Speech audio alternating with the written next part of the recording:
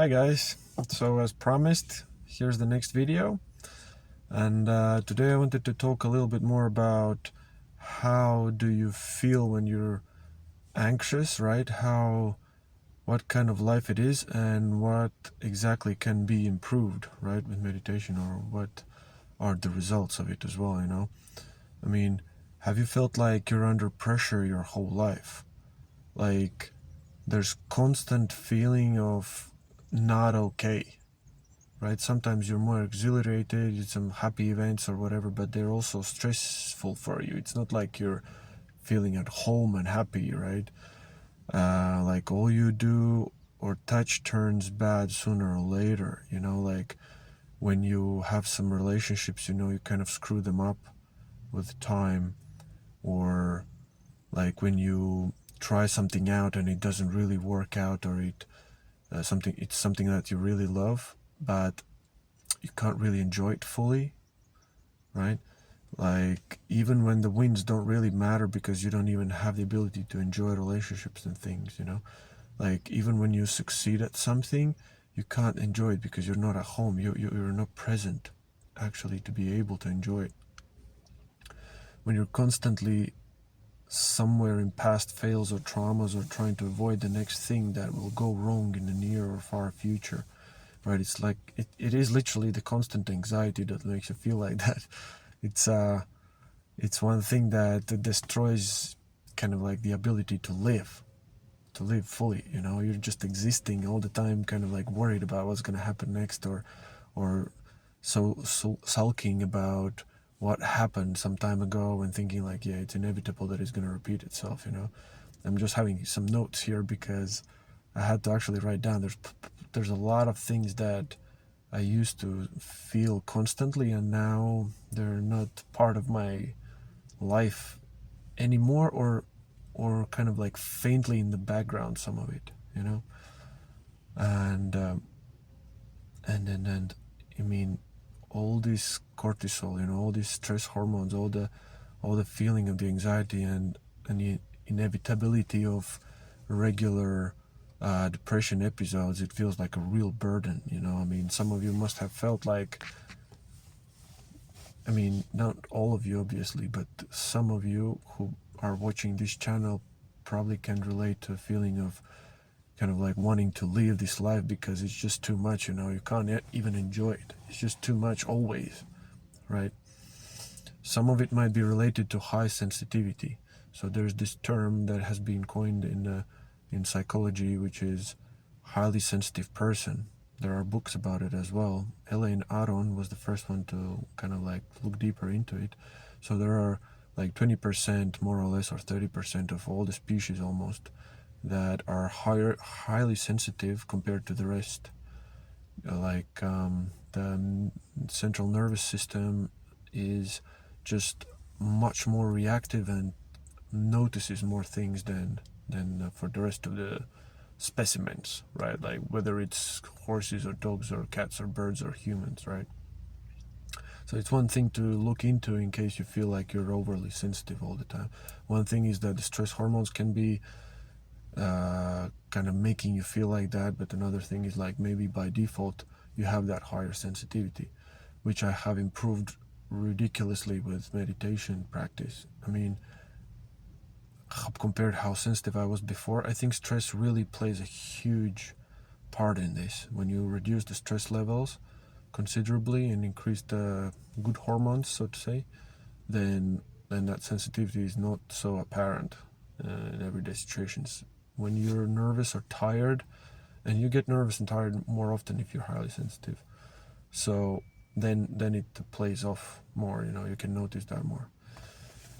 So I do have much less anxiety and less fear. That's one thing that meditation can do for you. The depression episodes, as I talked in the previous video, practically have disappeared. Like, I mean, recently I haven't even noticed them, and I feel lower. I'm fully aware of it, and it doesn't take a complete control over my life, which is amazing. Relationships, a huge deal. Relationships to myself, a big part of it plays the practice of bhakti, which is kind of like one thing that in India they have as a way of expressing love or finding love or compassion and kindness and that kind of stuff, and it just works miracles on yourself. And when you completely accept yourself and understand yourself, which is a long process, you can you see that the relationships with the rest of the world improve considerably as well. It's quite amazing. So family relationships, at work, on the street, you know, when you're driving and there's crazy people on the road or whatever, you just don't react so harsh anymore. I mean, it's increasing the quality of life ridiculously. You're able to enjoy the moments and your kids and the sweet situations that there are, you know, and as you know, the small moments count a lot. Like, it's a big deal, right? They sum up and they just make your life really worthwhile. The situations of being overwhelmed have reduced.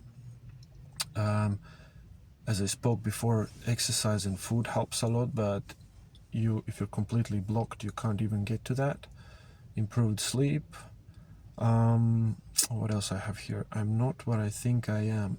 Yeah, so that thing, the ego, that is a conglomerate of thoughts of who you think you are, that we're being programmed since we're born, which is a part of this life. I mean, it's completely normal, right?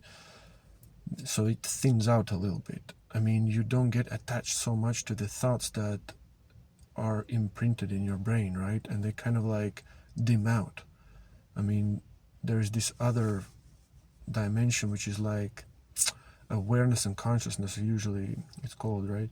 That appears much more often and stronger, and as you do the practice, and it kind of like weighs over the ego part, right? So you don't associate yourself so much, you don't defend yourself in some situations that are not really that important, but you can clear out the situations much easier where you actually have to say, hey, back off, that's it, you know.